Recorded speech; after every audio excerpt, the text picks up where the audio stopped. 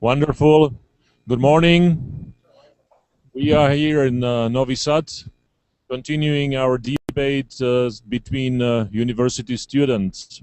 Today, we connect university students from the Faculty of Philosophy of the University of Novi Sad and the students from the Faculty of Political Sciences and International Relations of Matej University in Banska Bystrica. I'm Milan Ježovica from Mesa 10, a Bratislava-based think tank which initiated these debates. We are very happy that we have the students' team today, and we have a very good attendance both here in Novi Sad and in Bratislava. We'd like to begin our debates with a lecture which will be read.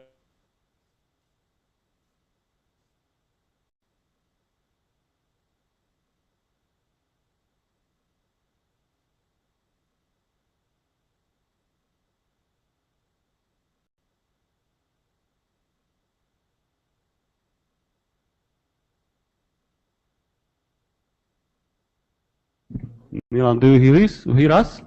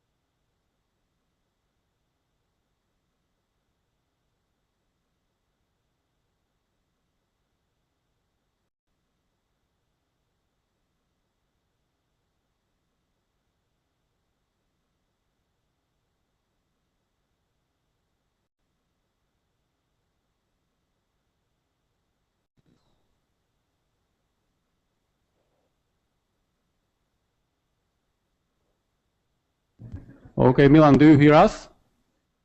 Yes, we are online now. So let's go. You hear us? Yes, you can go. All right.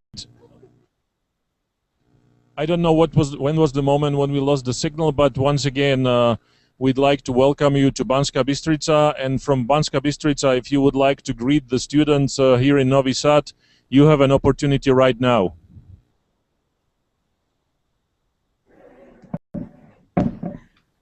Dobar dan, poštovane koleginice i kolege. Dozvolite mi da vas u imenu Univerziteta Mateja Bela u Banskoj Bystrici srdačno pozdravim.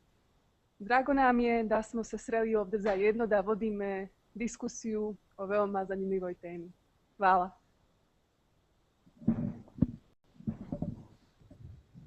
Thank you very much. As you could see, your words have resonated here in Novi Sad. Please continue talking in Serbian even during the debate if you can. Nema problema. Wonderful. So we will now begin with the lecture by Peter Bator, who is a graduate of your faculty in Banska Bystrica. Peter, you have the floor. Thank you very much. And well, I will just, okay, I'm there again. This is good on video that you can disappear whenever you want.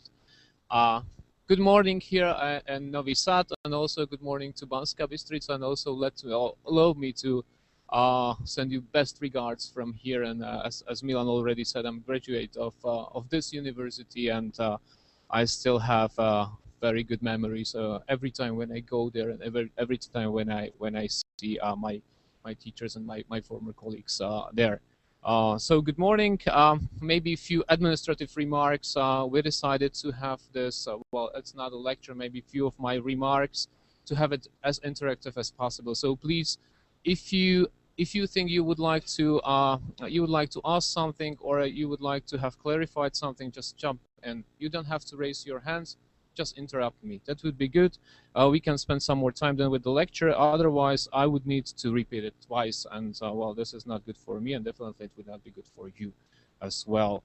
I will start maybe. Well, I would like to focus on few points. The bad news is that there are more than 5, but the good news is that there are less than 18. In fact, there are 6. So I would like to touch something about the history of NATO. Then I would like to also shed some light on the main tasks of NATO, and then I would like to also brief you on the operational part of NATO, on the partnerships of NATO, including the open door policy, and particularly also the relations between Serbia and NATO, and then one of the most important things, and that's money. So let me begin with a piece of history. Maybe I would start with one first question. Do you know how many founding states of NATO were when we decided to, or when they decided to sign the Washington Treaty, which established NATO? Does anyone know, or will anyone guess how many states was it? 4? A bit more? 12, exactly. Or 6, just half of it, but you were close. Okay, it was on April the 4th, 1949, when these 12 states decided to sign the Washington Treaty. It did not come out of blue. It was a consequence of the situation at that time in Europe. It was a situation after 2 world wars. It was, well, particularly the situation after the Second World War. The states were heavily devastated by this war. The societies were devastated, and they decided that the main task for the states was to rebuild the society, to rebuild the economy, to rebuild the state. So they decided also to disarm and try to focus on economy and the development. But they also were witnessing the situation in the eastern part of Europe, where the Soviet Union tried to extend its influence to its satellites, and this efforts led to, I would say, a feeling of the states in western part of Europe that they felt endangered. That's why they decided to create an organization which would be based on Article 51 of the UN Charter, which is which defines the self-defense, or the right to self-defense. So which means that every state has a right to defend when it feels or when it is attacked. And they extended this principle to a collective defense, which means that if one state is attacked, then all the others feel like if they were attacked as well. And if one is attacked, they feel obliged to help the one or more states that are attacked to attack. And this is the very cornerstone of this alliance, collective defense. If we talk about NATO, we always talk about collective defense organization. And you might have heard this acronym or a nickname for it, and that's Article 5. That's the self-defense. Beside this very core principle, NATO is based also on other values, and we may, with no hesitation, call them also core values, and that's the freedom. That's the freedom, democracy, respect for human rights, but also such rights as property rights, or and of course individual liberty. These states decided that once created, or once this organization was created, one of the main aims was also to defend these values. So this is the reason why NATO was established. If I spoke about Article 5, we have also another acronym, Article 4, which is consultations, because Article 5 is more about military means, and if we talk about NATO, we always talk about political military organization. Article 5 is more military part of it. Article 4 is more political part of it. Article 4 means consultations. if any state of the alliance deems necessary to consult anything, he just brings this to the table at NATO, and then the allies are discussing it, or they may decide not to discuss it as well. But this is, I would say, this is the other principle of NATO, Article 4 consultations, which means political part of this alliance. When I said that there were 12 states that created NATO, today we have how many member states? 28, exactly. And we achieved this number through five rounds of enlargement, and we may expect some of them also in the future. But this, I will touch upon this in the part when I will be dealing with the open door policy. So, when I said main tasks, collective defense, consultations. If we look at the history, I would say that political military organization and in the past was more military political organization, because I would say at that time the NATO's main role was to defend its member states, to develop the capabilities, military capabilities, to be able to defend them.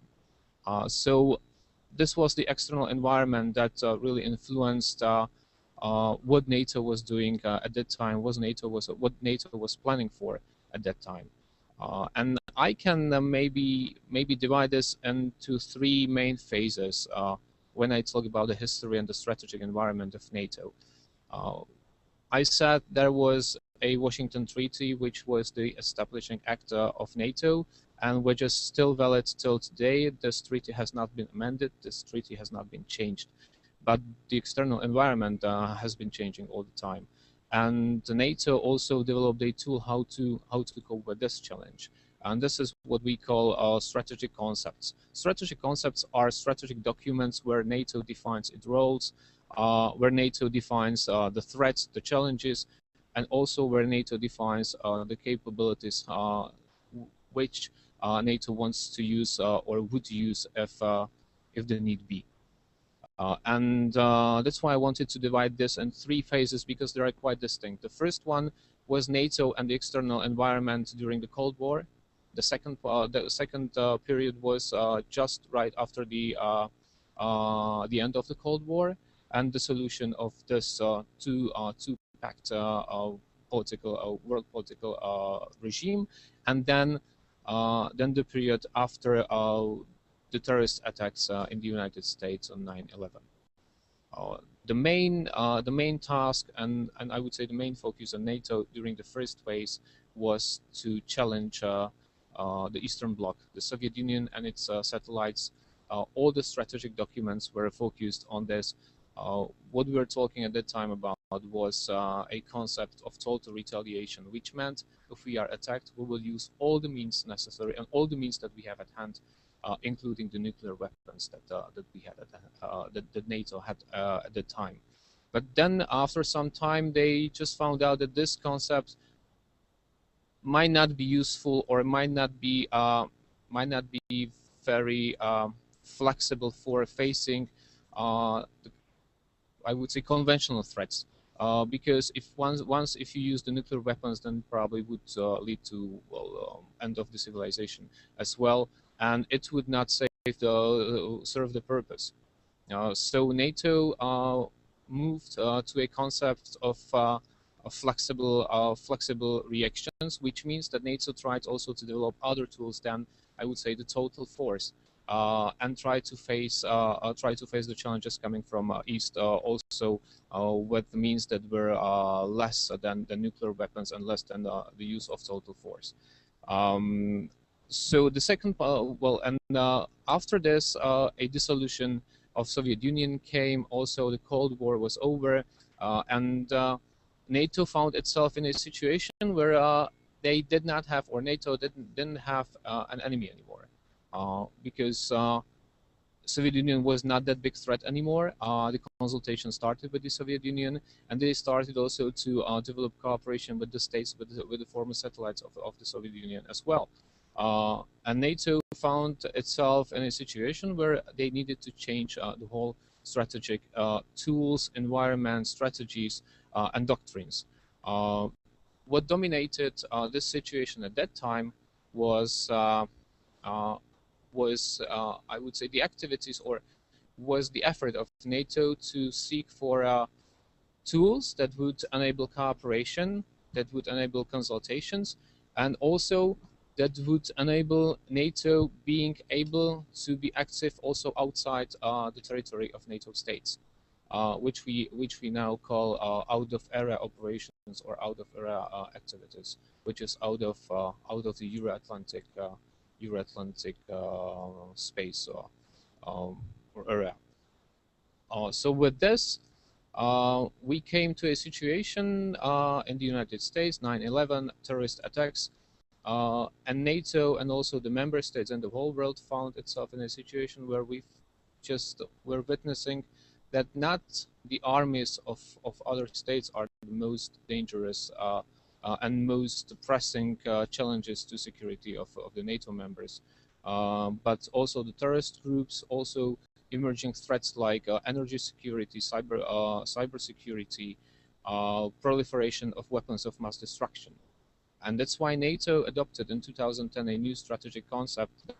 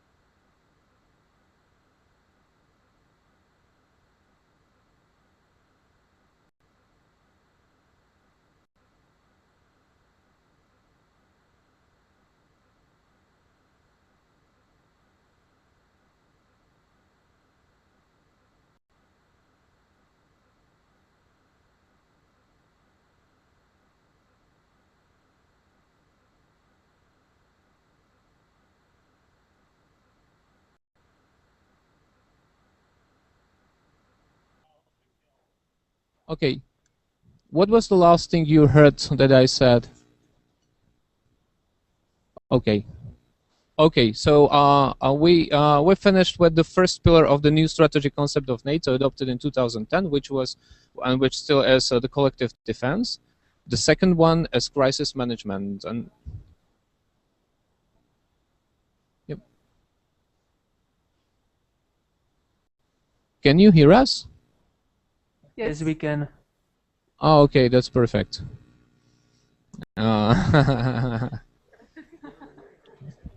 So the second pillar is crisis management. If we talk about crisis management and NATO, it's mostly operations and the situation before crisis, during crisis, and after crisis. And the third, and I would say one of the most important pillars currently is the partnership policy. NATO found itself again in a situation where it needed to develop relations with other actors, being it states outside the NATO and transatlantic area, and being it also the international organizations. Well, mostly speaking about the UN, OSCE, European Union, but also Arab League or the African Union. I already touched all the important aspects of the collective defense. Let me also shed some light on the crisis management and operations. Operations are one of the most fundamental tasks, security tasks of NATO today. NATO is very unique in this also when comparing to the United Nations. NATO has all the capabilities, has its forces, all the planning processes, but also partners who have been very active in contributing to NATO operations. These operations have different purposes. One of they are very wide, starting with the humanitarian responses to peace enforcement, and then the post-conflict reconstruction efforts. We call these operations non-Article 5 operations, which means those are the operations that are other than defending defending the member states of NATO. We currently have a couple of active operations, but the history, I would say the modern history of this operation started in Western Balkans in 1995 here in this region, not in Serbia. It was the I4 operation, which was quite big and quite strong. It had 60,000 troops deployed, and then it was S4, and then in 2004 also there was another operation called Althea that was deployed in Bosnia and Herzegovina. Currently, in this region, as you all know, we have K4 operation, which is deployed in Kosovo. This operation was launched in 1999. It was a UN-mandated operation, and the main tasks of these operations are two. The first one, and maybe if you know about this, well, the question might be, what are the main roles of this operation? There are two. Does anyone know? Yes, to protect people, and well, there are two main tasks. The first one is to provide for a safe and secure environment, or as you said, to protect people and to provide for an environment where people could live freely without conflicts. And the second one is to provide for freedom of movement, that the people in Kosovo could move wherever they want without being endangered. Those two basic tasks have not changed over time, and NATO has been doing it from the very beginning. The currently achieved or concluded agreement between Belgrade and Pristina also has some influence on K4, as you know that K4, without being asked, became part of this political agreement as a security guarantor. Some of the security guarantees lies with NATO in form of that if Kosovo security forces would like to be deployed to the northern part of Kosovo, it requires the commander of K4's consent. So it cannot be deployed to, well, KSF cannot be deployed to north of Kosovo without agreement of the commander of K4. And the second guarantee that was also mentioned in a letter that was sent to NATO is that K4 will remain in Kosovo for the coming years. What might be the influence of this agreement on Kosovo is that it might bring more stability and more security to the region, and based on this, we also can speculate about possible reductions or changing or change of roles of K4 when deployed. There is a discussion right now at NATO whether K4 should be reduced or its presence should be reduced or not. Currently, the situation is that K4 will not be reduced, not at least for the coming year, and then based on the conditions, the member states will sit together and will just consult whether it is possible and viable to reduce the strength of K4 for the years to come. We have another operation which is not in the region, but which is the biggest operation of NATO. This is the operation in Afghanistan.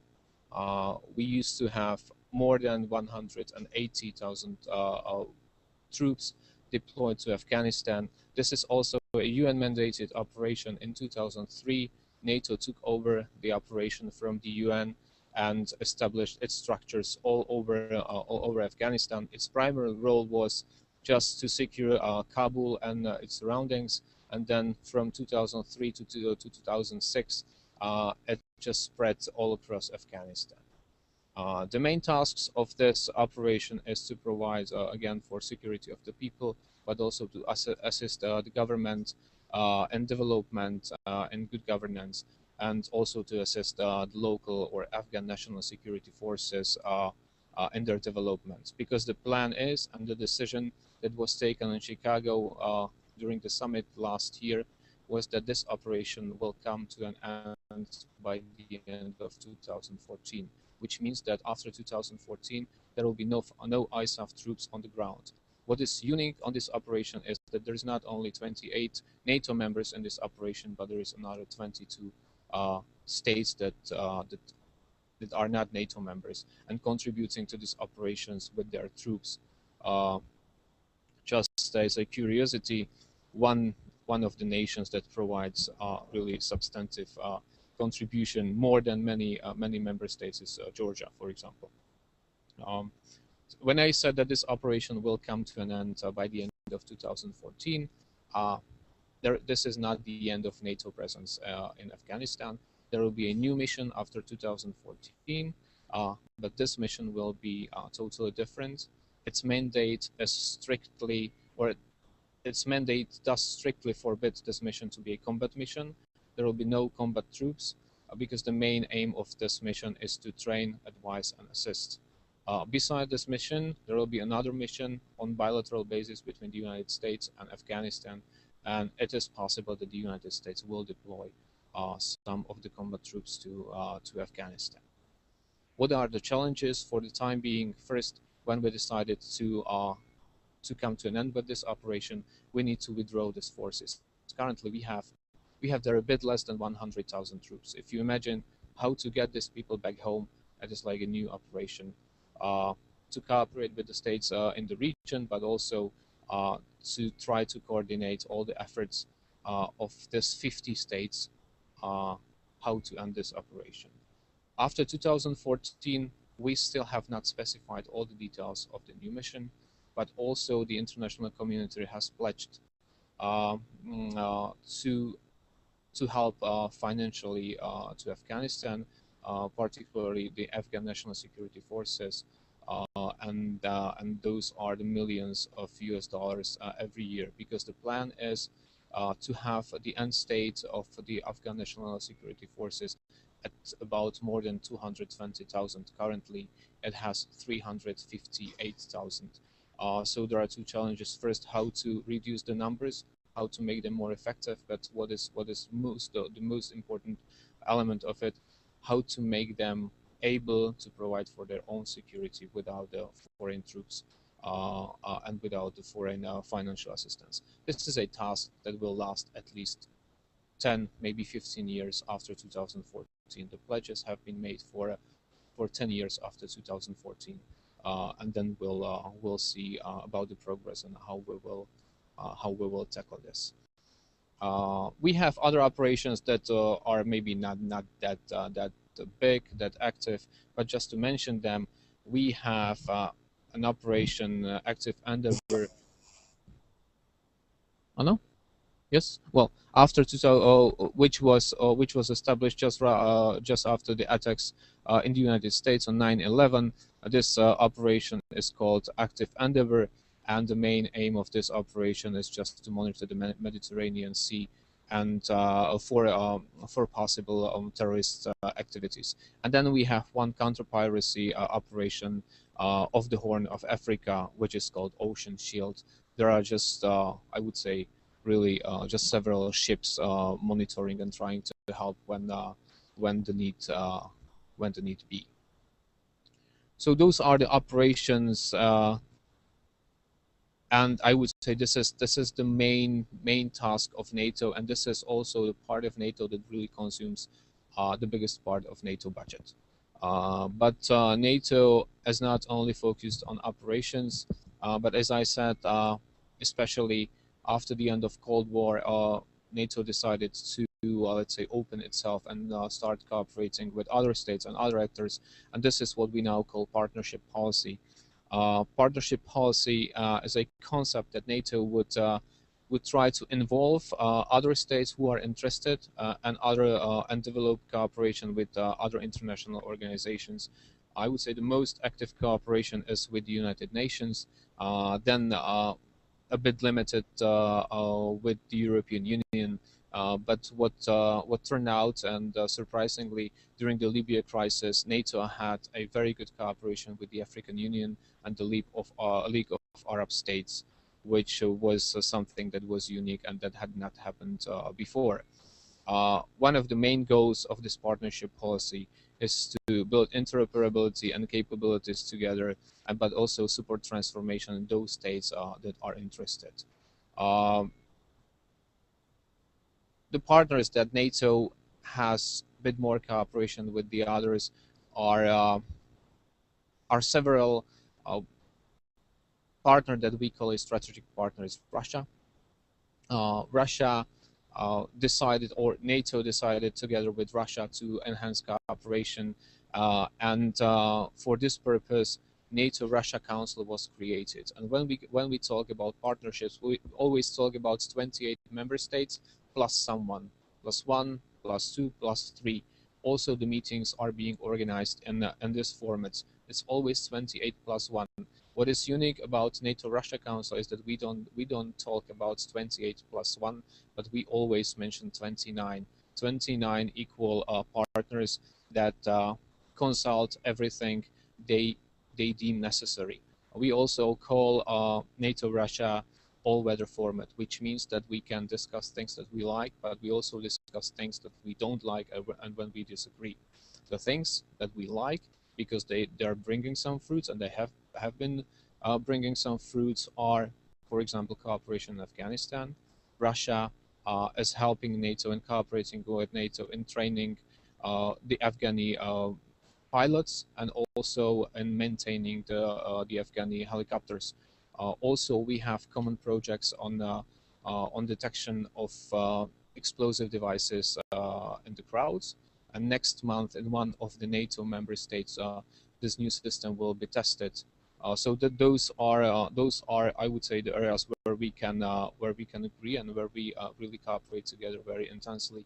On the other hand, we have also projects where we heavily disagree. One of them, and the most, I would say, the most significant, is the concept of missile defense, where NATO and Russia, where NATO wants to develop the missile defense system along the system of Russia, where Russia wants to have one integrated system.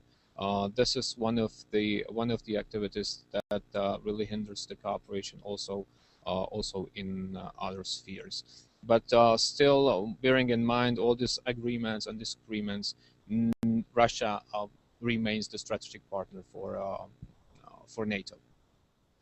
And then, just very briefly, we have also formalized formats with Ukraine. The format is called NATO-Ukraine Council Committee. Sorry. And also we have a special committee with Georgia, NATO-Georgia Commission. With both of these organizations, we try to open as many questions as possible. The main difference between Ukraine and Georgia is that Georgia is very keen on membership in NATO and is very active, as I said, as a troop contributor. But also politically, Ukraine decided for a non-bloc status. Ukraine clearly communicated to NATO that membership in NATO is not something they would like to have for the time being. But regardless of this fact, the cooperation is very vivid, and the most fruitful results are coming from the cooperation in the defense area. And then, maybe more specifically, NATO-Serbia. When I was talking about partnerships, it just does not come out of blue. It's a whole process and it's a whole framework. We have a tool that was created at the end of the 1990s just to include all the partner countries in one format where we could somehow formally cooperate. This framework is called Partnership for Peace. Partnership for Peace is a format where states who are not NATO members decide how intense the cooperation will be. And then we have other steps. Serbia joined Partnership for Peace in 2006 and defense area. The cooperation with the Ministry of Defense is very good, very fruitful. The news that I have continuously from my military colleagues are saying that that working with your officers is very constructive.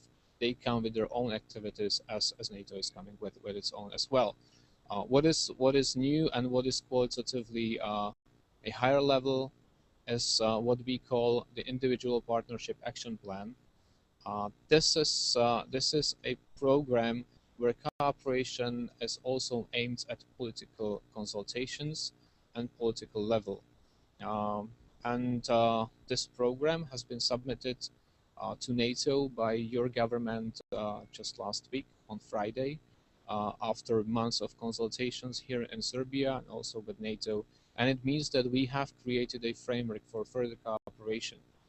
When I talk about partnerships, I need to stress one thing, that working within this format does not mean that you are applying for membership or applying for something that would in any way limit your sovereignty.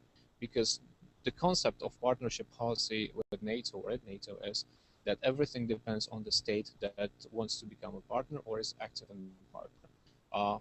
If you want to cooperate more, you just come and say, we want to cooperate more. NATO is not the organization approaching states and saying, look, cooperate more. It's always two-way process. If it's just one-way process and one-way street, it just does not work, because it would end up like with NATO sending all the documents, requests, and anything else to Serbia without any answer. It would be just waste of energy and money. And that's the same for Serbia if it wanted to be more active in NATO, and NATO would refuse it. So it's always about agreement between the partner state and NATO on the extent and scope of cooperation. So the state right now is that Serbia decided to adopt this framework document, which does not say anything else, that if we want to cooperate more in the future, we have a tool at hand, and it will be much easier. And when I'm talking about cooperation, we have also projects of NATO that can be funded by NATO, but can be conducted in the partner countries. And that's the case for Serbia as well. For example, a project of integration of former members of the armed forces into the society costed NATO almost 10 million euros, and almost 6,000 former members of the armed forces were trained and were integrated in society. We have also other projects aimed at seismic hazard reduction studies or future of regional cooperation, etc. This document that has been just sent to NATO provides for a framework just to extend these programs to allocate more money for Serbia, because it was not possible before. Without this framework document, it was quite difficult. When talking about Slovakia and our own experience, NATO does not have its embassies. It does not have money for it, but it also does not have any intent to create and establish its own embassies in other countries, because it's most political military organization. But what it has is what we call the contact point embassies. Every member state has its embassies all over the world. If we combine these efforts, we can cover the whole world, at least the territories of the states that are partners to NATO. And currently, Slovakia decided to take over responsibility of one of these roles, and its contact point embassy for Serbia. This role is envisaged for 2 years, with a possibility of extension for another 2 years. So Slovakia started to perform its responsibilities on January 1st this year. The main role of the contact point embassy is nothing more than to try to provide more information of NATO, what NATO is, what NATO does.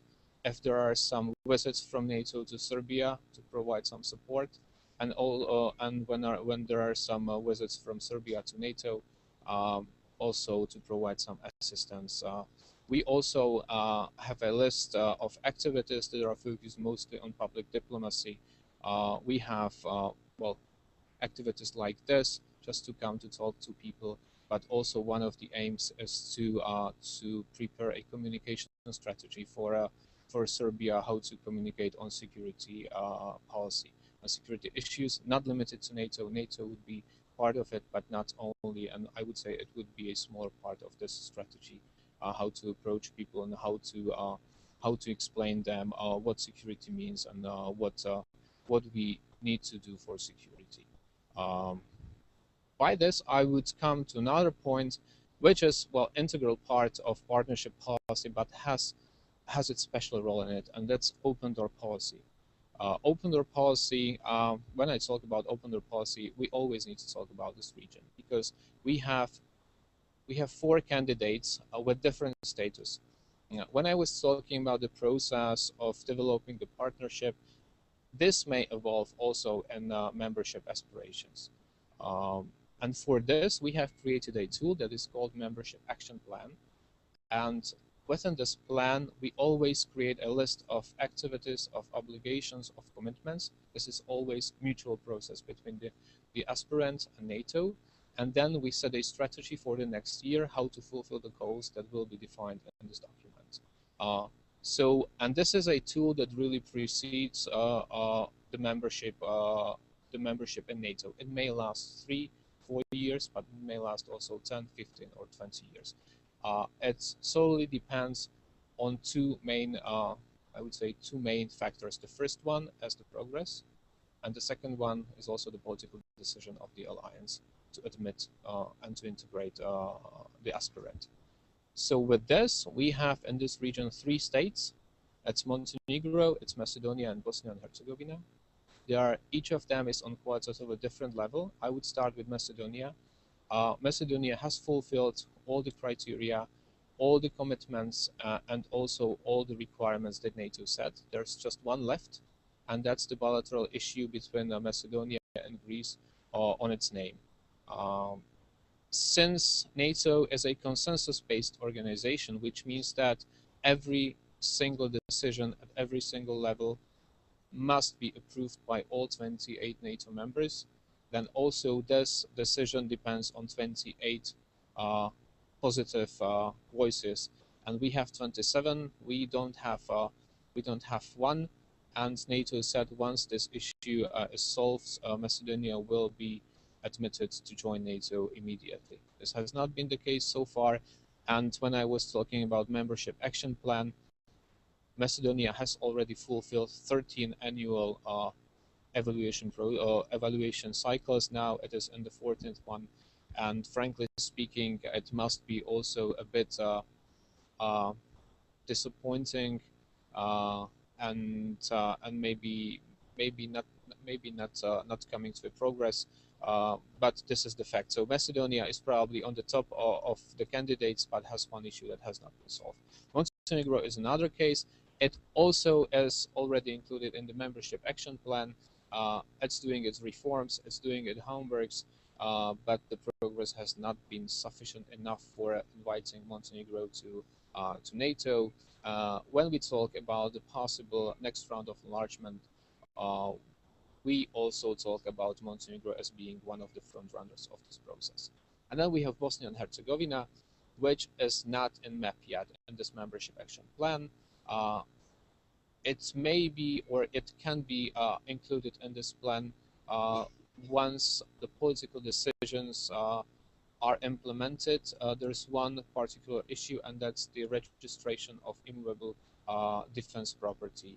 There has been a political agreement reached among the parties, but the real implementation has not started yet, and this hinders Bosnia and Herzegovina to enter the membership action plan.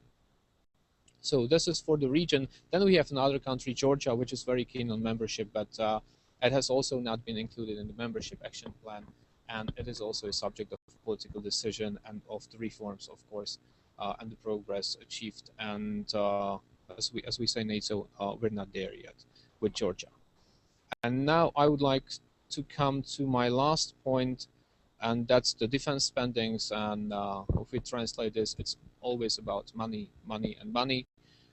So this is the most crucial part, especially in times of financial austerities.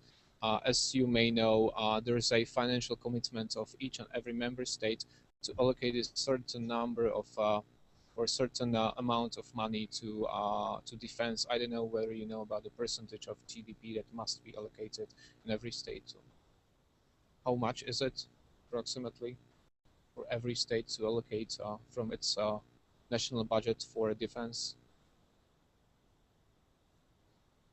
Try to guess. How much? 7% is too much. Even the United States is not allocating 7%. It's yeah, but that's NATO member, and I don't see North Korea joining NATO soon. Not next year, definitely. So it's 2% of GDP that must be allocated or should be allocated for defense. Only few states have achieved this. We have some member states that are allocating more. The United States being obviously the one.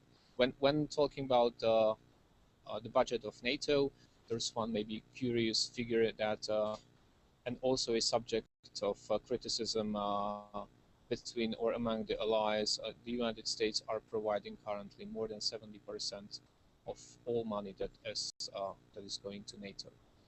And this is what we call the transatlantic gap between, or the gap between the North America and Europe. But what do we spend this money on? We have two main components, or three. The first one is the civilian budget, which is focused mostly on the services for NATO member states, on the salaries, and on all this stuff. Then we have military budget, which is from which the operations are funded and the command structures, etc. And then we have the defense investment programs where we invest together.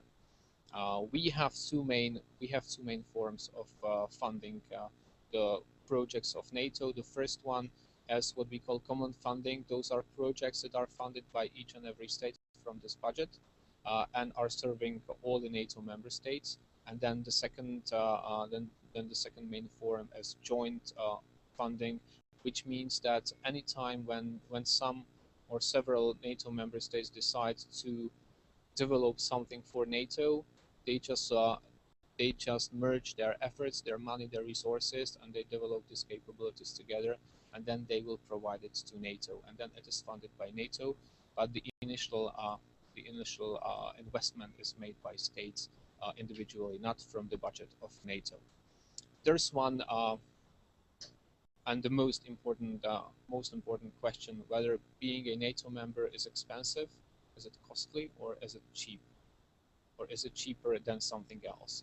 To answer the first question, it is not cheap to be a NATO member. You have to provide your share to NATO, to its budget. But what is more expensive and what is more crucial, you have to invest into your own capabilities, and you have to invest into your own system, as you have to where you're not a member of NATO or any other organization. But the question is it less expensive to be a NATO member than to be on your own? And there the answer might be yes, because the main role of NATO is specialization. Specialization means that you don't have to have the whole range of capabilities. You don't have to have tanks. You don't have to have also fighting aircrafts. You don't have to have, I don't know, experts for ammunition disposal, etc. You can just specialize yourself in something. For example, Slovakia is focused on demining activities, on engineering, and also on explosive or ordnance disposal. Which means that when we decided to join NATO, we cut our armed forces from 60,000 to something more than 16, which is a big difference. We could have spent, we saved some money on this, and we then spend this money on being, let's say, much better in what we really are good at, and we didn't have to spend money on something where we just were not that excellent, or where we would not be able to defend our own state. So if we talk about being a NATO member, it also means that you can spend less and getting more. Because if something happens, then you've got this Article 5, and you've got the guarantee that other states will help you. So to answer this financial question, whether being a NATO member is costly or less expensive, it's definitely less expensive. It is not cheap. And this 2% allocated for defense is something that is also a real political issue.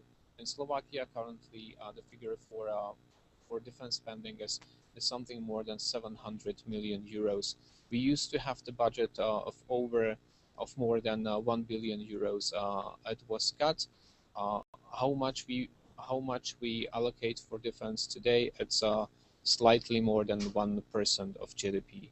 We're not the only state in the alliance that is not meeting this commitment. There are many of them, but each and every member state who's allocating less than 2% of GDP is also criticized for this and also is aware of this shortfall.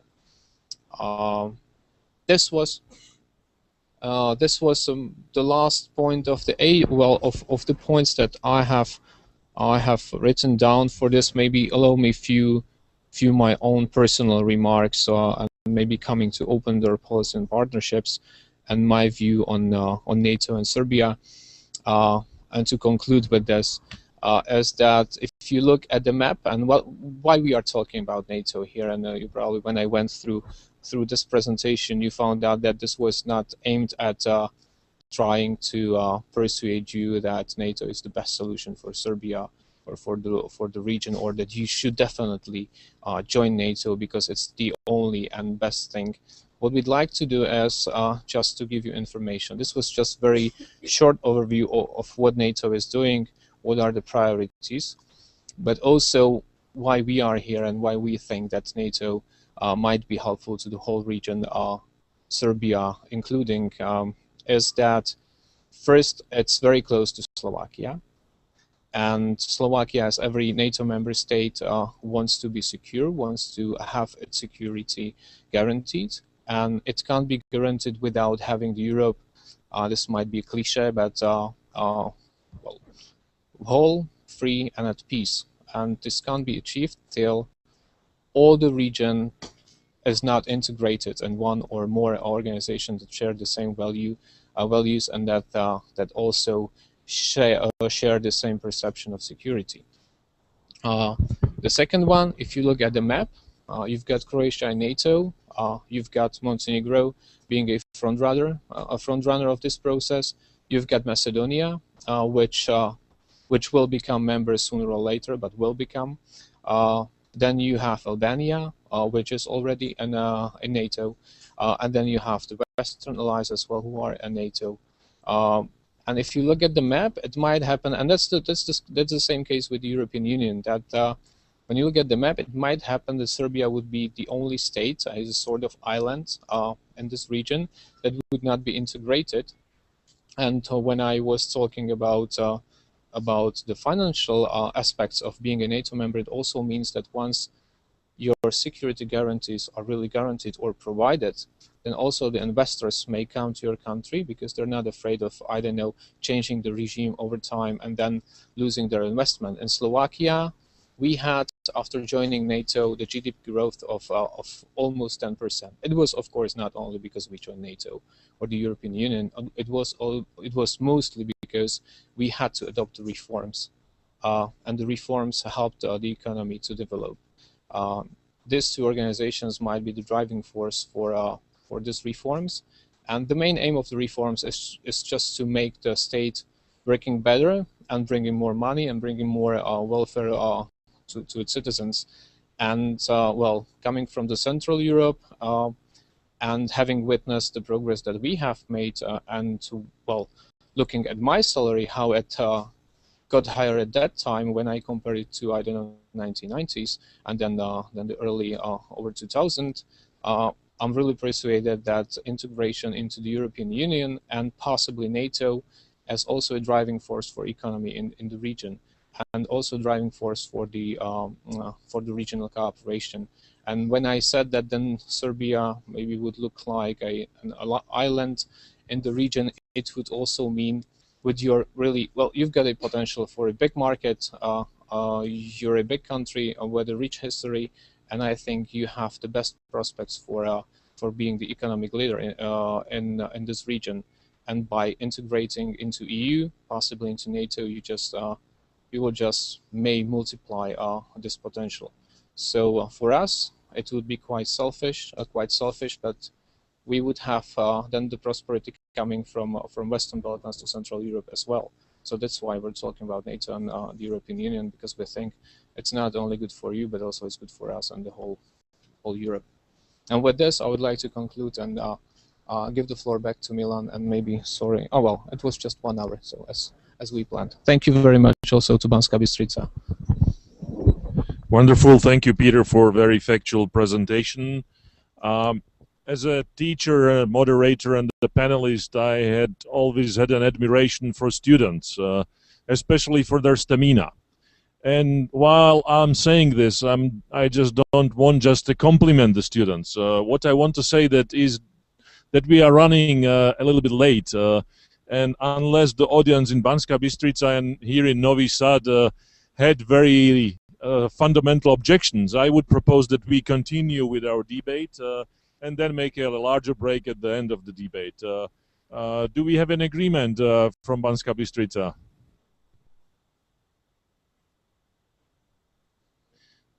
Yeah, sure, we can continue. Wonderful, wonderful. Well, then we once again welcome and good afternoon to Banska Bystrica from Novi Sad.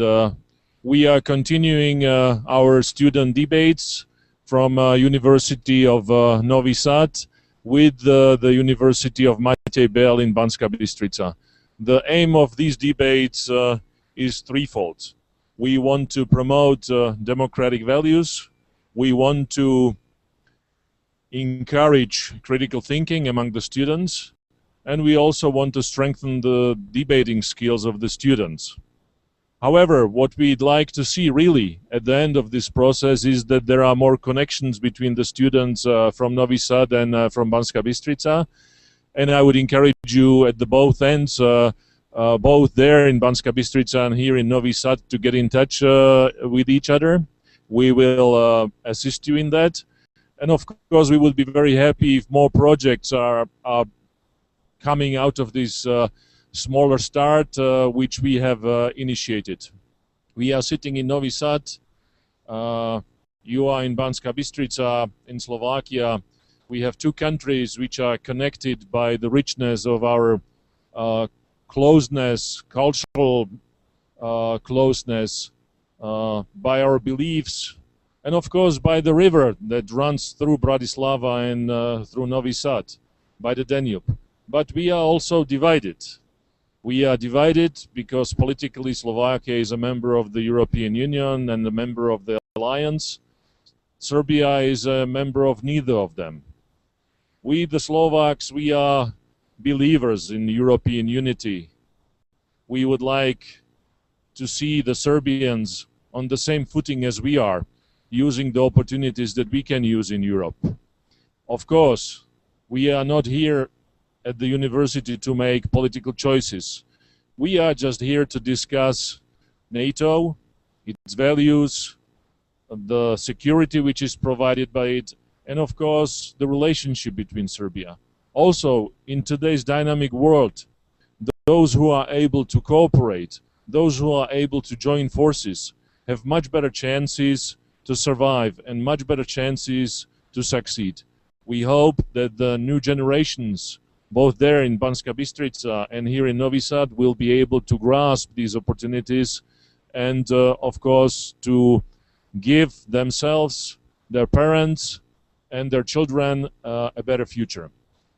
We are starting these debates thanking for the support which we have been given by our partner, by our local partner, Belgrade-based CAS. And of course, this would have been not possible without the support from the National Endowment for Democracy. Technically, we are grateful for the support for Logical and GOSU, which have made the connection between our two universities possible.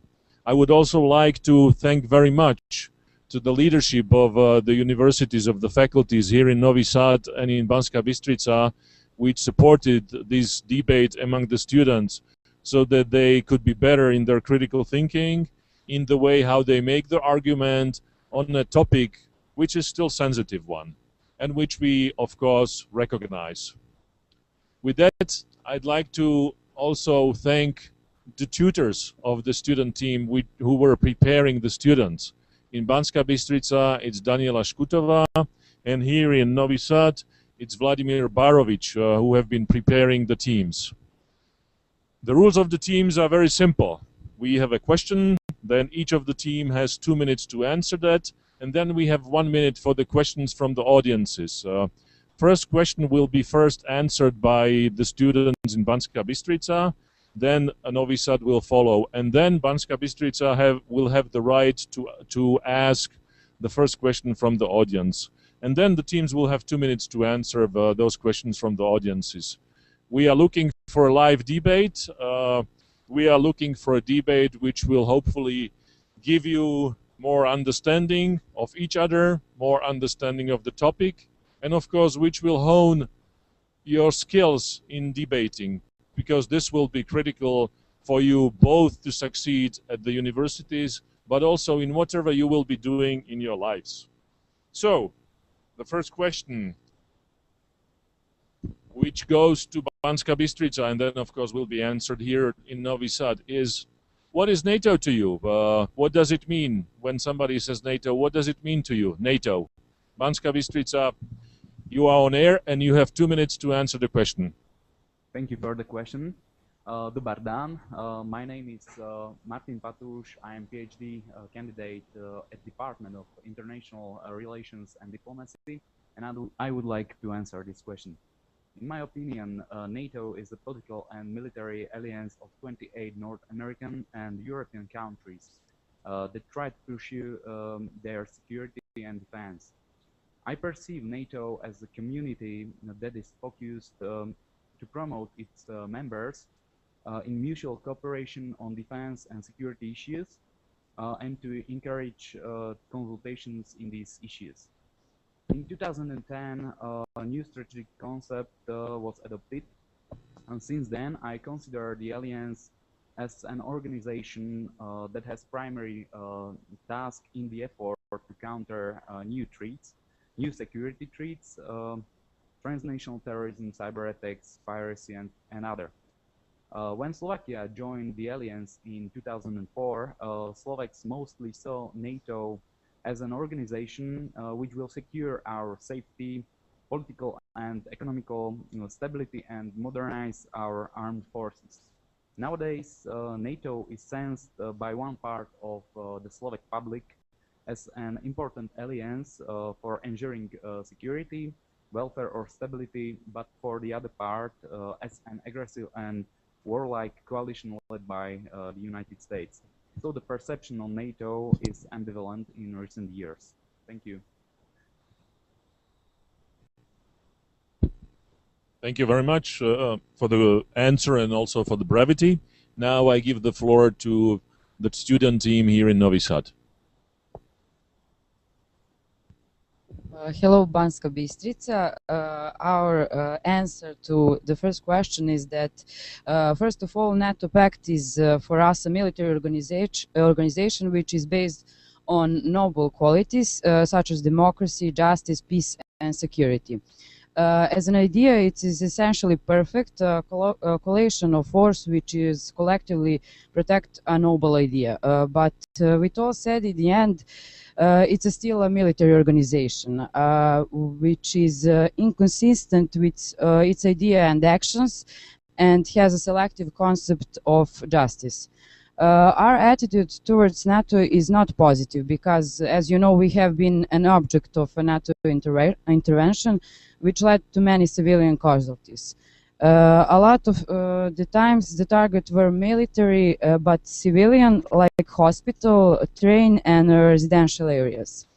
Now the attitude of Serbian citizens towards NATO is vastly negative, according to a poll done by the Belgrade Center for Security Policy. 65% of Serbian people does not want to join NATO, 14% wants to join, and others are undecided. If we join to NATO, 46% of citizens think we would lose our independence, and 41% believes it would led to conflicts and terrorist attacks. Answering the questions, citizen of Serbia, what is NATO for you? 31% said that is an instrument in the hands of the United States, and 22% said it's the protector of the interests of the wealthy countries, and 10% thinks that NATO is the organization that lost its purpose. In the end,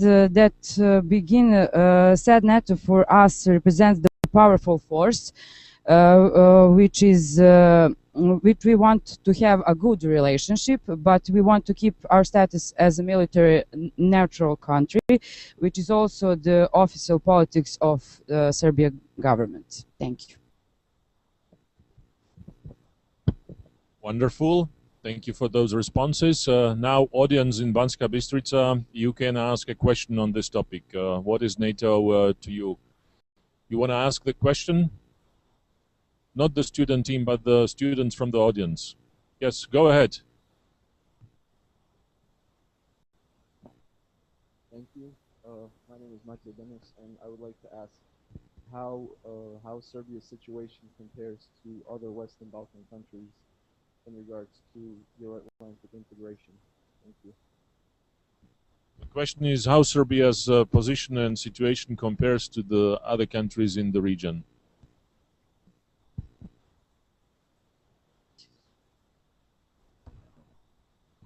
Debate is about answering the questions. Go ahead. We have time. Fair. We answer now.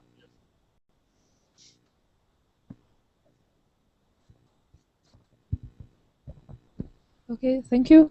When we are talking about Serbia, there is a very specific situation because the other countries have no that historical moment like Serbia have. I think that there are a lot of differences between how we look on NATO from Serbia and from the other countries, but also we have to mention that all countries around Serbia are the members of NATO, so I guess they have very positive attitude. I think in Serbia we have statistics that shows that citizens from Serbia are not for joining NATO, but maybe there are some other opportunities, as we hear today, that will maybe in future change that attitude, and maybe for Serbia at one moment in the future Serbia will be a member of NATO like all other countries, but at this moment when we are talking about that, there is a very different attitude about NATO from Serbia and from the other countries in the region. Thank you. Now the audience here in Novi Sad can ask a question. Anybody wants to ask a question? A Slovak team is waiting for your questions. Beat them up. Let's see how strong they are. Anybody wants to ask a question? Well, would the Slovak team want to answer the question which has come from its own audience? How does the situation in Serbia compares to the other countries in the region? You go ahead. You have 2 minutes now. Dobar dan još jednom Novi Sad. Thank you very much for our question. As for the answer, as the colleague already mentioned, the situation in regard to European Union is very much alike in the region. All the states have declared their will and desire to join the European Union. However, the situation with regards to NATO is different, and there are many reasons for it. Let me mention just a few of them. Obviously, Serbia is the only state from the Western Balkan region that has been bombed by the NATO. Well, maybe apart from the Bosnian Serbs in 1995. Another one is that no other Western Balkan country has a similar situation like Serbia has with Kosovo, where NATO is also involved. And many times the perception of NATO's involvement in Kosovo is negative in Serbia. And maybe the last reason would be that Serbia doesn't really have a pressing reason to integrate into NATO, since the relationship with Russia, let's say, is strong, and any integration or further integration towards NATO might harm this relationship. Hvala. Wonderful. So we can go ahead with the second question. Serbian team here from Novi Sad will be answering it as the first team. And that question is about the values of the NATO. When NATO was enlarging in the 1990s, accepting Czech Republic, Poland, and Hungary, there was a small office at the State Department which was called NERO, NATO Enlargement Ratification Office. And from the people working at this office and cooperating with it in the process of the enlargement came a definition of NATO, that NATO is a community of shared values. So the question is, what values is NATO based on? Team in Novi Sad, you have 2 minutes to answer the question.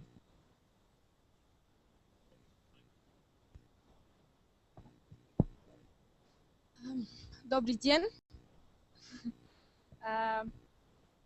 Well, to answer this question, I will start from the beginning. NATO was formed to protect Western countries from the Eastern Communist bloc. From its beginning, the main and the most important value of NATO was to promote democratic ideas. NATO describes itself as a force for peace, security, democracy, and justice, but it should not be forgotten that it's a military organization, and a military organization exists for one purpose to be involved in war. In theory, their values are almost perfect, but the experience shows differently. Unforgettable consequence of NATO acts is inhuman lives, and it cannot be measured. It's vast and immeasurable. Collateral damage, lost lives of civilians and soldiers, lost homes and ruined families are all the consequence of NATO acts. As an organization that promotes peace and democracy, they bombed Yugoslavia without authorization of the UN and its most important body, the Security Council. Sometimes NATO justice is selective, and it's based on political and economical interest. For example, they intervened in Libya, but they still did not intervene in Syria. It should not be forgotten that as organization for peace and democracy, the main tool for peace and democracy should always be dialogue and not a violence and weapon. Thank you. Wonderful. Now, Banska Bystrica, you have 2 minutes to answer the question. Zdravo už jednom. I'm Hanna Vermešová, and I'm a PhD candidate here at the Faculty of Political Science and International Relations. And I'd like to tell you some words about the values. The connect. I don't know whether there is something wrong with the mic, or could you talk a little bit slower because we can't hear you diligently. Thank you. I'm sorry. Okay. Can you hear me now? It's okay. It's not your fault. It's the fault of the connection. Okay. Yes, we hear you. It's not your fault. It's the fault of the connection. Right. Okay, so I will begin. The North Atlantic Treaty Organization was founded on the 4th of April 1949 with the signing of North Atlantic Treaty. In 2014, this organization will celebrate 65th anniversary, and since its establishment, basic values and principles have remained more or less the same. Please, now let me mention some of them. Firstly, it is necessary to underline that all NATO member states are committed to the principles of individual liberty, democracy, human rights, and the rule of law. Another very important aspect directly connected to the functioning of NATO is the reaching of decisions by consensus. NATO emphasizes that partnership, cooperation, and dialogue is the way to keep peace, promote democratic values, and the security for everyone. Also, it is necessary to mention solidarity, which is connected to the basic principle of collective security, notion very characteristic for NATO. The most important principle and the fundamental and enduring purpose is to ensure the freedom and security of all its members by political and military means. Between political means, we can mention the promotion of democratic values and encouragement of consultation and cooperation on defense and security issues. In military point of view, NATO is committed to peaceful resolution of disputes, and if diplomatic efforts fail, it has the military capacity needed to undertake crisis. I would like to conclude here, and please let me add my personal opinion, which value is important the most. I am a student of international relations, and I believe in diplomacy. I am well aware that NATO is a military alliance with a great power and influence, and with a position like this, diplomatic negotiation should be the most important means of resolution of conflicts. It is said that every human being should learn a lesson from the history. I am persuaded that the same applies for actors in the international context as well, in order to avoid military actions. Thank you.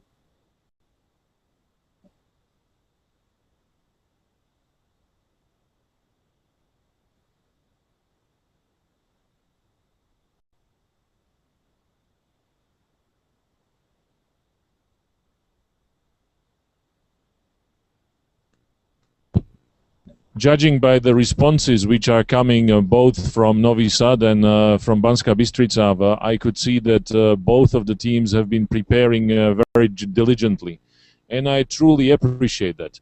But look, we are not at an international conference, so if you will not read the answers, that would be wonderful. And I think that we will be further fueled by the questions from the audiences. And now Novi Sad has an opportunity to ask a question about NATO values. Anybody here in Novi Sad wants to ask a question? Yeah. Greetings to Banska Bystrica. I'm Marko Kulic. Question for Slovakian side is two sides, okay, from my side. Slovakia doesn't recognize Kosovo, and the question is, does NATO have influence on daily politics in your country because of that? The question is whether NATO has a daily influence over Slovakia's policy, and of course it's connected to the question that Slovakia is not recognizing Kosovo. Banska Bystrica, you have 2 minutes to answer the question, then team in Novi Sad will answer the question. Hvala na pitanju. I'll try to answer as brief as possible. Yes, there are pressures from many sides because of the fact that we have not recognized Kosovo's independence and that we do not recognize Kosovo as a sovereign state. It's not just from the side of NATO. I'd say it's mainly from the states of the European Union and from the Brussels itself. So that would be my answer to the question. Thank you. Wonderful. Thank you for the answer. Now the answer goes to Novi Sad. Novi Sad, who wants to? We would just like to let you know that we appreciate the policy of your country not to recognize Kosovo, and we hope you will not let the pressures coming from the European Union change that. Thank you. Great. We have a complimentary answer here from Novi Sad. Now, Banska Bystrica, you can ask the question connected to the values. Somebody in the audience wants to ask a question?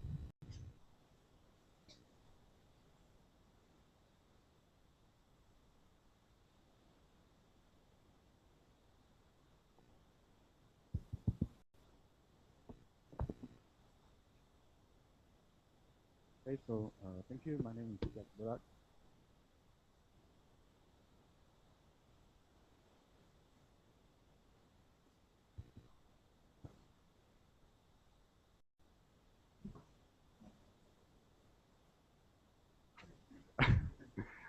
Well, hello, my name is Jakub Bodak, and I would like to ask a question about parallels that we can draw between Slovak integration into NATO and situation in Serbia that is right now. So how is it same and how is it different? Thank you. Would you kindly specify the question, because there is a little bit of less of understanding what you want from the team. Right. Well, I would like to ask how do you think that situation in Slovakia was same or different when it was integrated in NATO and compared to situation in Serbia that is right now? So your question is to compare the situation in Slovakia when the country was adopted to NATO with the situation in Serbia now, yeah? Hello? Yes. Wonderful. Thank you for the question. I think the main difference is that in the time that you were accepted in the NATO, you had a vast majority of your citizens for NATO, while in Serbia we have 61% strongly against NATO and only 13% for joining NATO. So that is the main difference, and I think until that changes the public opinion, we will not be joining NATO. Thank you. Excellent. And now the team in Banska Bystrica can answer the question. So I think that, of course, there are many different things about Slovakia and Serbia, but we can sum up that both countries are searching for the stability and security guarantees. And also we can mention the prestige that comes with the integration into an organization like NATO in an international context. Thank you. Thank you for the brief answers on both sides. Now we are coming to our third question. Of course, being a member of the NATO means not only paying your fees and investing into your own capabilities, which of course the states must invest anyhow to defend their citizens and their sovereignty, but it is also connected with the security guarantees. So the question is, what are the security guarantees provided by NATO? And now the team in Slovakia answers the first, and Novi Sad follows. Banska Bystrica, go ahead. Thank you for the question. NATO security guarantees are the main principles on which is NATO based. NATO's essential and enduring purpose is to safeguard the freedom and security of all its members by political and military means. The most important security guarantees deal with the Article 5 and complemented by Article 6 are the principles of collective security and collective defense, crisis management, and cooperative security. The principle of collective defense is the heart of NATO's founding treaty. This principle is a key point of the alliance in the meaning of well-known motto, all for one, one for all. Crisis management. NATO has set of capabilities to address the full spectrum of crises before, during, and after conflicts. NATO can actively use and appropriate tools to help manage crises and to stop ongoing conflicts. Cooperative security means that the alliance will engage actively to enhance international security through partnership with relevant countries and other international organizations. NATO now focuses on the new threats and challenges which are linked directly with the security guarantees and makes an effort to counter these threats. These new threats and challenges are, as you know, transnational terrorism, proliferation of weapons of mass destruction, instability, crises or conflicts beyond NATO borders, cyber attacks, piracy, climate change, energy security, and other. Thank you. Thank you very much. Now Novi Sad continues. Hi, my name is Mark Mandic.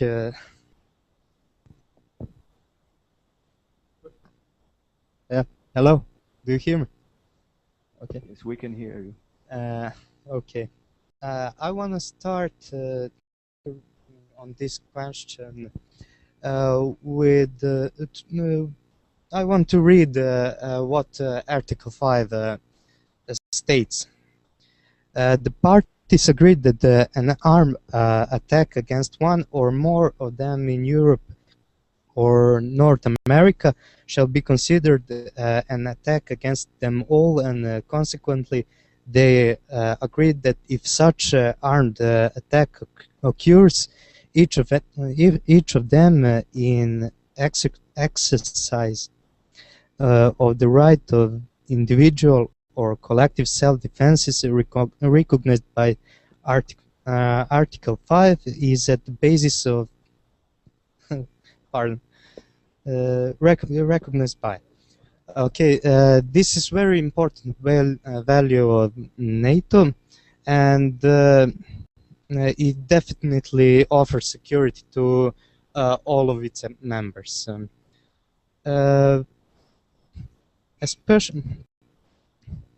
especially if the country is small and cannot defend herself itself.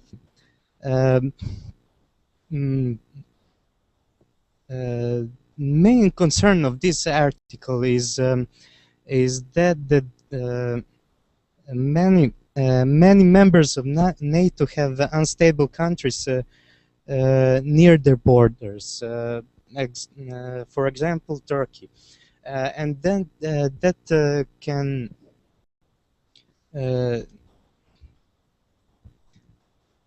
there is I'm sorry. There is a danger of involving all the countries which are members of NATO in a small regional confrontation, and that could lead to another big war or something. Yes, another big concern with joining NATO, and is that every new member gets enemies of the NATO. This means that any terrorist organization which considers NATO as its enemy will consider any member of the NATO as one, regardless of the fact that they haven't participated in previous NATO actions. For example, Serbia has a very negative history. Okay. With Islamic countries, and that's all. Thank you. Wonderful. The process of this debate is also learning that we stand by the time limits. I have allowed a little bit more time for this answer because I have seen that you are making an argument which would be legible to Banska Bystrica. So we've given you more time. Thank you for making up their argument, but please stay within the 2 minutes if we can do that. Wonderful. We have 2 answers, and now the audience in Banska Bystrica can ask the first question, which will be then answered by the 2 teams. Audience in Banska Bystrica.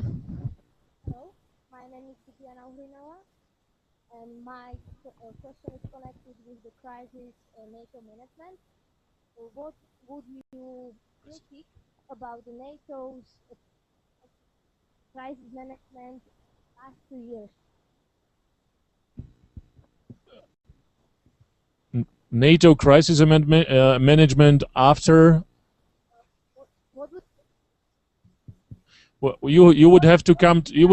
I'm really sorry. You would have to come probably to the student team because we cannot hear you here.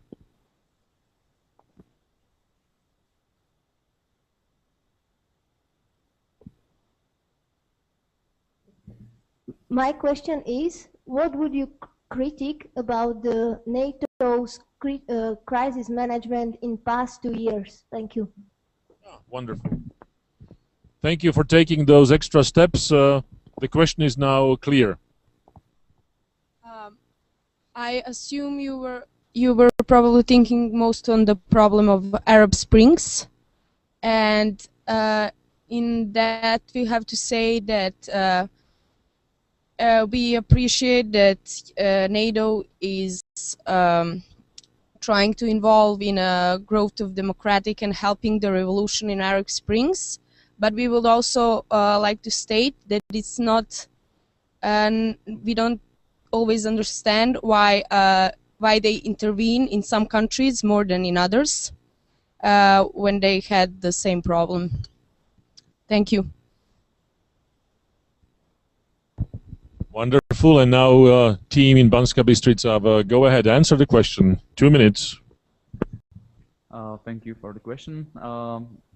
First, on which I start, one of the most important problems in recent years, recent time concerning NATO was, of course, crisis in Mali, in which Islamic militant extremists attacked and took over northern part of the country. First was the answer of France. France sent in about 4,000 troops to help prevent the rebels from seizing capital city. And NATO was criticized because of their slow and ineffective way of handling the situation. Intervention was, of course, led by France because Mali was a French colony, but America or United States was reluctant to join these operations, and this factor led to problems in the alliance. Entire intervention was recognized as one of the most problematic actions that NATO took, and even though we accept it was poorly handled. It had been an unfortunate incident, which I believe helped at least to improve crisis management of the alliance. Thank you. Thank you. Now the audience here in Novi Sad can ask a question. Hi, Slovakia. My name is Diana, and I would like to ask you, how do you rate actions of NATO which are not always compatible? For example, there are double standards in the same mission, like you have democracy on the one side, and you have actions in countries like Afghanistan on the other side. How do you explain that? Thank you. Wonderful. Team Banska Bystrica, go ahead. Excuse me, could you please repeat the question? Yes? Okay. Okay. How do you rate actions of NATO which are not always compatible? For example, there are double standards in the same mission, like you have a democracy on one side and the actions in the countries like Afghanistan on the other side. How would you explain that? Is the question clear? Yes. Go ahead, answer it. 2 minutes. It's yours. Thank you. I think that, in my opinion, NATO has two types of policy, but I don't know what to say on this question. Well, say something. Okay, I try. I think that Afghanistan is for NATO or for their forces. Their objective in this case is also to promote democracy in Afghanistan. So this is my question. Thank you. It's probably your answer, yeah? Question. Answer. Sorry. Wonderful. So you see, you really have to say something, and you said something. Wonderful. Now we go to the fourth question, which will be first answered by team in Novi Sad, and that is a question whether NATO is connected with prosperity. Is membership in NATO connected with prosperity? Does it have any relevance on the prosperity of the country? Novi Sad, go ahead. You have 2 minutes to answer the question. Thank you very much. My name is Sanja Kjajic, and when we are talking about prosperity, we have to say that there are we can say three very important points. The first one is about economic prosperity, as we are agreed that security guarantees can provide credit rating rise by sending a message to all potential investors that Serbia is a safe country for all kind of investments. For example, there is Romania. When Romania joined NATO, I can say when Romania joined NATO, investments there raised for 141%, but that's not the rule. We can say that's just opportunity for every country, every membership country to provide welfare for the citizens. Then membership in NATO can provide also modernization and professionalization of defense and area and the military by specialization. A member country, as a member country, has no need for investments in every area of defense, but only it can only investment in some specific area. And if it comes to a problem, help will come from the other countries based on Article 5. Then we are talking about also EU integrations. Joining EU is very connected with joining NATO, as we are usually talking about Euro-Atlantic integrations.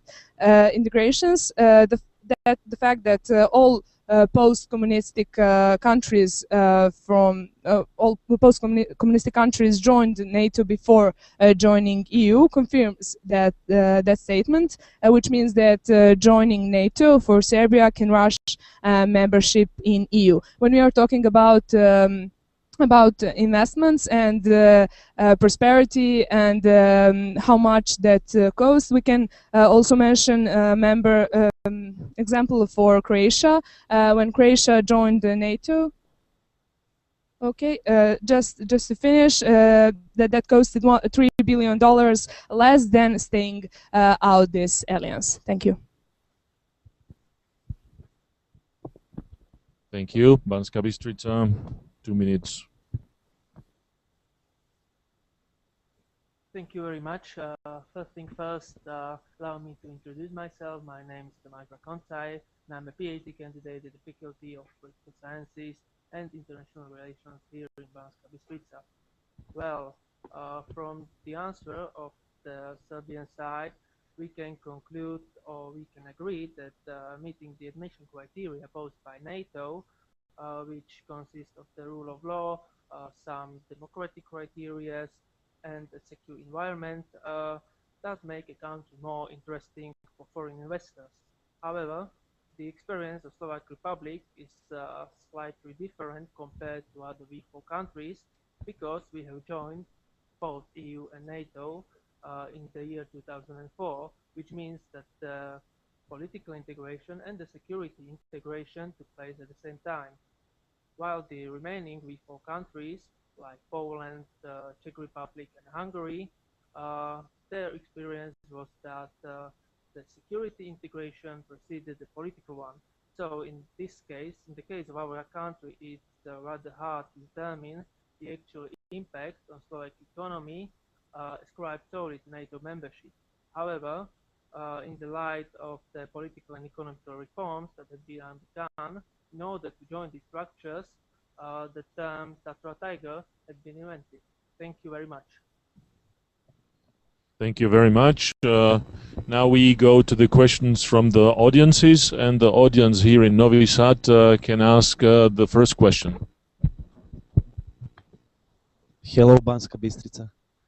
My name is Sava Vujkov, and my question is, is it better to invest in education or in military? Because some countries invest more in the army. Thank you. Wonderful. Did you understand the question? Yes, of course, we did well in our. Super. Especially in my humble opinion, it's much better to invest into education because that could mean that the values that are shared between different cultures could lead to a critical thinking, which could lead to cooperation and mutual understanding. So if this was the case, we could spend less money for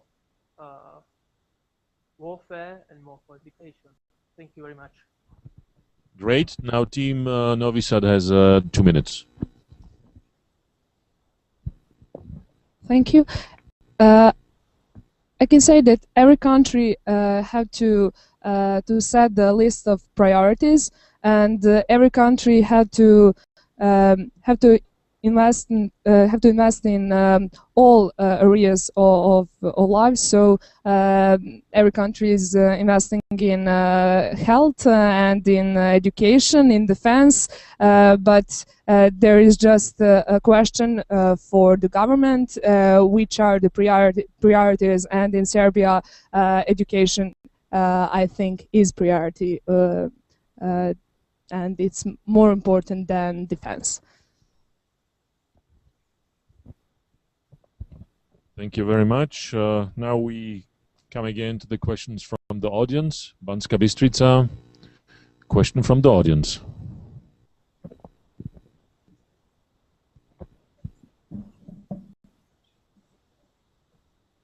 So, hello, my name is Dominika Dvorska, first year of International Relations, and I would like to ask a question. What are the drawbacks for the Serbia if they joined NATO? Thank you very much. Wonderful. What are the drawbacks for Serbia if it joins the alliance?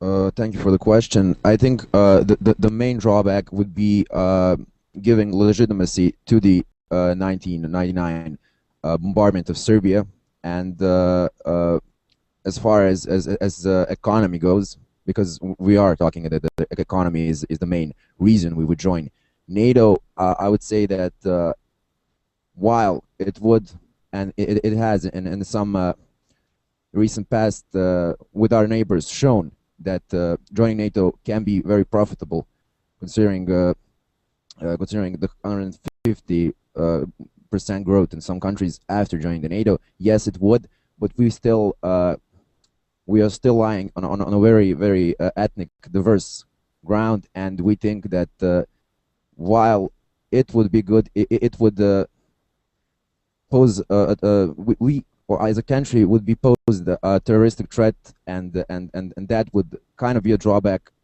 considering that we wouldn't be safer as we think we would. Not we, but as some people think we would if we join NATO. Thank you. Great. Now, Banska Bystrica, you have 2 minutes to answer the question. Thank you very much. I would like to say that I do agree with most of what my colleague said.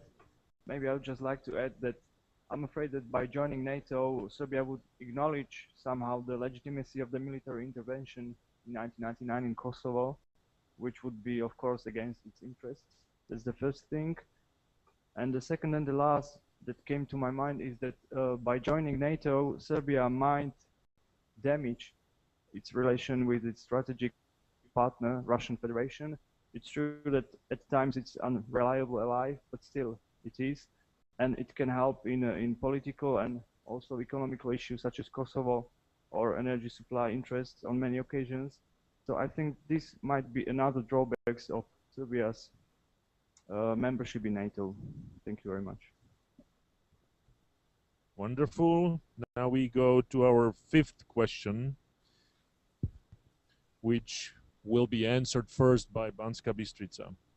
And the question is, we have talked about the defense expenditures, the requirements Of course, we have not talked about the two countries' level of spending for the military, but you have made your homework both here in Novi Sad as well as in Banska Bystrica. So, is NATO costly? Go ahead. Okay, so hi, let me introduce myself. My name is Simona Ferva, and this is the first year of my studies here. So back to the question. My opinion is that financing and budgeting is the main factor that determine the quality of every organization, and that is the reason why funding of NATO should be, and also is, the member states' priority. So financial resources are used to ensure military cooperation and also common defense. It's important to mention that they are not used to purchase weapon systems or modernization of forces. Common resources can be used just for the activities programs that are based on interest of all member states. What does it mean? It means that not all member states have to participate in the programs. How does it work in practice? So very briefly, if some program or some activity is set that NATO tries to find a country which is able to finance the whole project. In another way, all member states have to confirm their interest in realization of this project. Then, if this demand is accepted, they vote. Consensus of all member states is needed. It means that they really have to confirm their interest, and also they vote whether this demand can be financed by all member states. And also there are three budgets, one civil and two military, and each NATO member country pays an amount into the budget based on an agreed cost-sharing formula. However, taken together, these budgets represent less than half of 1% of total defense budget expenditures of NATO countries. This is my answer. Thank you. Okay, the signal was fading at the end, but I think that we got most of your answer. Thank you very much. Now, 2 minutes to the team in Novi Sad. Hello again.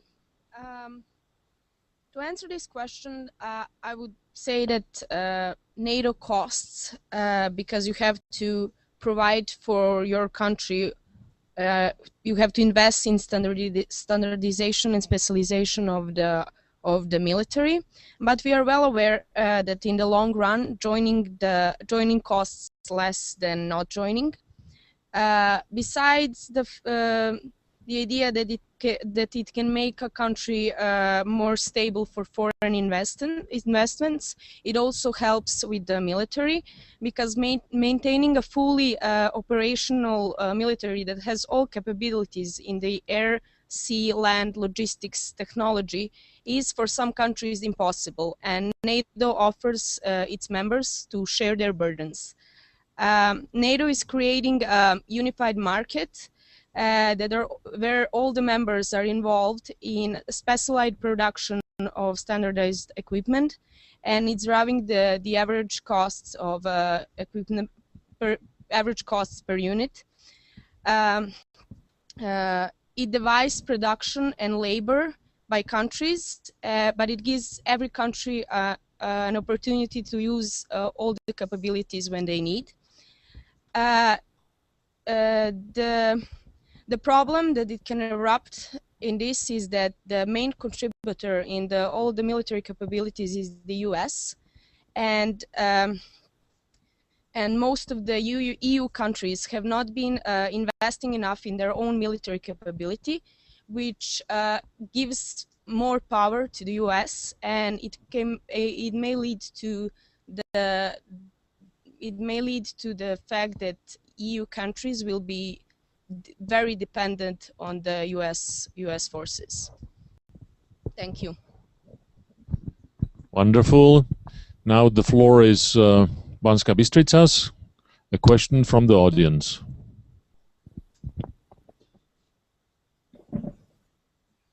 Hello, I'm Martin, and I would like to ask you if you consider the security guarantees provided by NATO worth their cost. Okay, if you consider the security guarantees provided by NATO worthy of costs.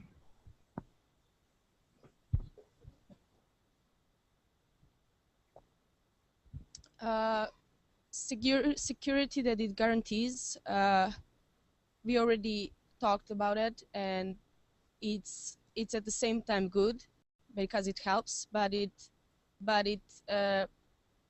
we become an alliance, and at the same time get new enemies and may move away from the Russia. So we cannot really speak if we get more security or lose. You said there's nothing with the force, so that's all I can say. We cannot really know if it will provide more security. Thank you. Wonderful. Now the team in Banska Bystrica can answer. Okay, so I'm going to present my personal opinion. The main goal of NATO is collective defense and military cooperation. Now we are living in a world without wars. However, in case of war, NATO would help us with the defense. So I'm asking, what is the price of every saved human life?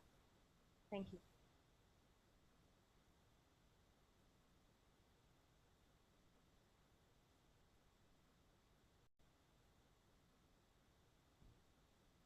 All right. Thank you. Now we can go ahead with the question here in Novi Sad. Hello, my name is Olga. I have a question. Do you think NATO should should change the balance of its investments more? Like, should it invest more in human and civil protection than it invests in weapons? Thank you. Banska Bystrica, go ahead. Question, it was very low at our end. Do you think NATO should change the balance of its inventions? Like, should it invest more in civil investments? Should it invest more in civil protection and missions around the world, or should it stay like just investments in weapons? Thank you. Is it clearer now? Yes, it's clear. It's clear. But I mentioned that the NATO does not support purchasing with weapon systems, so it's not investing in weapon systems. It's mainly investing in protection. So functioning. Could you probably? Can you hear us? I'm really sorry. Could you probably use a different mic because we cannot hear you. We cannot hear you well. Okay, so now can you hear me? Go ahead. Okay, so as I mentioned. Yes, wonderful. Okay, so as I mentioned, that NATO does not support the purchasing with weapon system and also modernization of army. It's necessary to use some money to maintain the armed force in case of war. So it's necessary to put some money, if I can say put, to give some money to maintaining the armed forces. So I think that it's necessary in case of war. As I said, now we are living without war. So this is my answer. Okay, we got some noise. We got your point. Now the audience in Banska Bystrica can ask a question. Excuse me, we already asked a question. And that is the nature of the relationship between NATO and Serbia. As we have heard in the lecture, it is a cooperative partnership. Serbia has just submitted its IPEP shortly ago. So the question is, what is the nature of the relationship between NATO and Serbia? What is the relationship between NATO and Serbia? And team in Novi Sad answers the question first, then Banska Bystrica follows. Thank you for the question. I am Aleksandar Karanovic, and we think that the relations between NATO and Serbia are specific, which is a result and a reflection of the recent historical events and open questions which are let's say, not being answered quite correctly. Serbia has made a decision to be militarily independent in 2007 with its resolution, which was voted by the vast majority of deputies in our parliament. It states, because of the complete role of NATO from the illegal and unlawful bombardment of Serbia in 1999 without the decision of NATO, from the illegal to the Security Council of the UN, the Annex 11 rejected Ahtisaari's plan, in which it states that the Security Council, that the NATO is the supreme authority in the independent Kosovo. The Serbian National Parliament decides that Republic of Serbia stays militarily neutral to the existing military alliances until the possible referendum, in which the citizens would make the final decision regarding the matter. If that referendum was held today, 61% of the Serbian citizens would vote against joining NATO. We have signed the NATO Partnership Peace Program on December 18th, 2008. So we are currently partner of NATO in the peace program, but we are not involved in the action plan for the membership in NATO, neither in the partnership mechanism alliance. So we as a country have gotten guarantees from the European Union that not joining NATO will not stop us from joining the EU. So as our government has made its decision, so we stand by, and we think that we should not join NATO, and we should stay in the partnership for peace program, and still join the EU and get every possible good thing and benefit that comes from it. Thank you. Great. With benefits, it's always like that. You hardly can define them.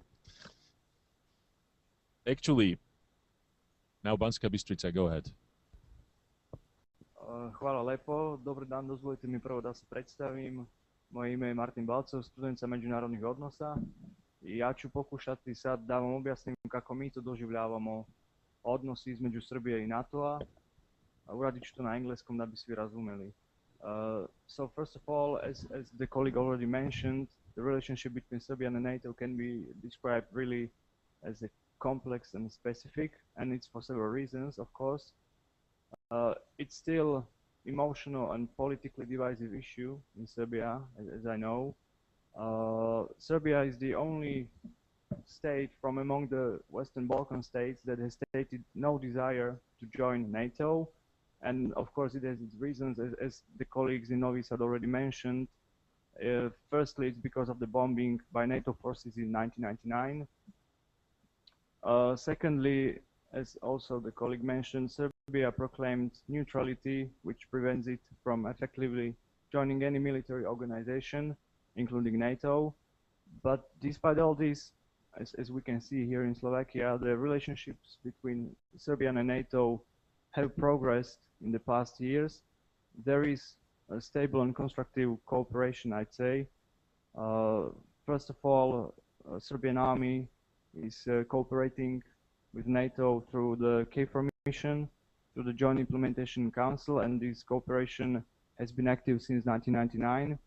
In 2001, NATO and Serbian armed forces cooperated during the crisis in southern Serbia, when Oslobodilačka vojska Preševe, Bujanovca i Medveđe was making troubles. I think that these efforts culminated in 2006, when Serbia became a member of Partnership for Peace. Lately, I guess it was 2 years ago, Serbia joined the individual partnership action plan, or requested to undertake it, which deepens the cooperation even one step further. From all of this, what I said, I think we can conclude, at least it seems like that here in Slovakia, that the relationship between Serbia and NATO has its drawbacks, and scarce, but is on the rise during the last few years. Thank you very much. Thank you very much for your answer. Now we turn to the audience here in Novi Sad to ask a question. Hello, Slovakia. My name is Simona, and I would really like to hear one opinion from you and also from my side. Should NATO pay for war reparation in case of human victim for the damage it caused in war in 1999? That's the question. Thank you. And it's wonderful. Dali byste mogli da ponovite pitanje, molim vas? We didn't hear the question. Okay. The question is, should NATO pay for war reparation in case of human victim for the damage it caused in war in 1999? Do you understand? Jesam razumeo, hvala. Okay, thank you. Well, the question is really hard to answer. There are, of course, as in every critical point, people who think differently than the others.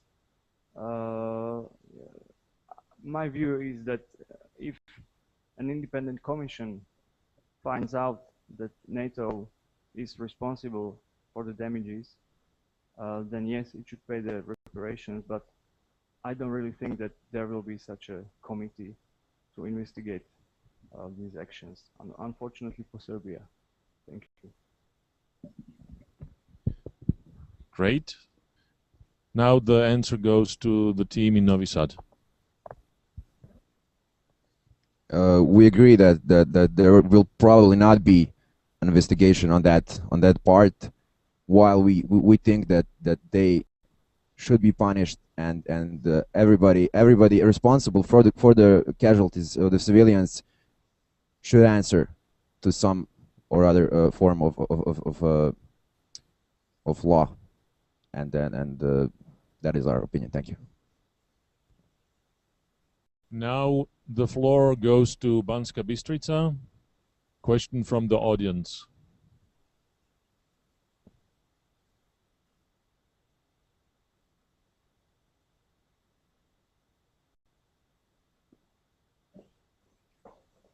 Hello, Serbia. My name is Ludmila Uhrinova. I would like to ask, after this debate, it is the end, and we have heard here that the public is not to join the NATO, and maybe the governments too. But ask you, as the students, the political science or philosophy, I would like to ask, what benefits would there be for Serbia in joining NATO? I ask you maybe for the biggest one, according to your opinion. Thank you. Thank you for the question.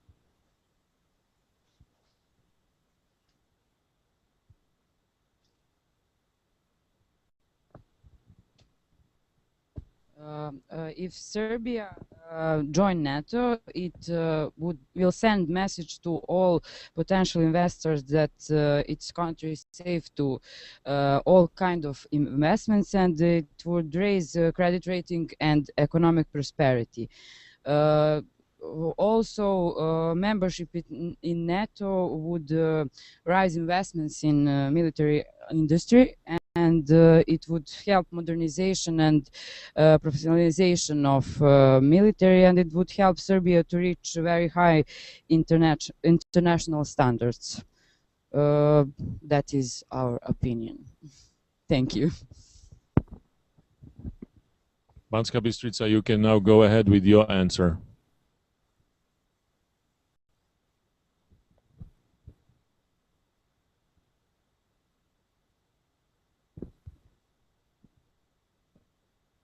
Well, somebody has to take the floor. Okay, I will take the floor. I'll try. When we are talking about the pros of NATO,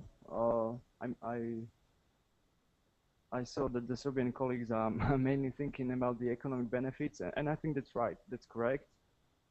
It should bring prosperity, definitely. It should be a positive signal for the investors. But there are also other aspects. I know it's irrelevant for the Serbs because they have a different view, and they are not planning to join NATO in any foreseeable future. But still, being part of NATO is being part of a big organization, which is the most powerful military organization in the world. And I think, even you might disagree, it's a good feeling anyway. Thank you very much. Thank you. That almost brings our debate to the end, at least with the questions. But I'd like to use this opportunity to thank you. First of all, I'd like to thank the student teams from Novi Sad and from Banska Bystrica. And I think that they deserve a round of applause from the audiences. Hey, hey!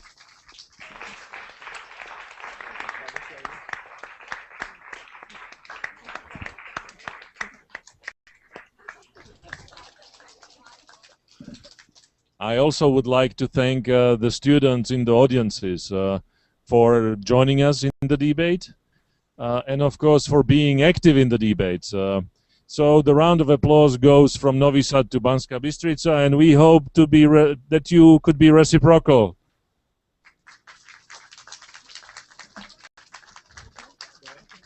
And I'll just explain what I meant by being reciprocal. That when the team in when the students from Novi Sad applaud the audience in Banska Bystrica, the audience in Banska Bystrica could probably also applaud the audience in Novi Sad.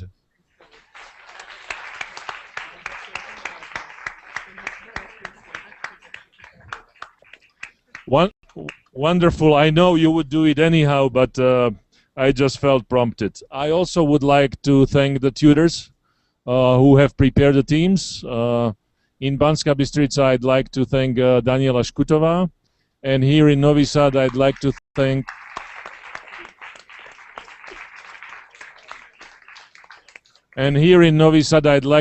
Vladimir Barović for preparing the team.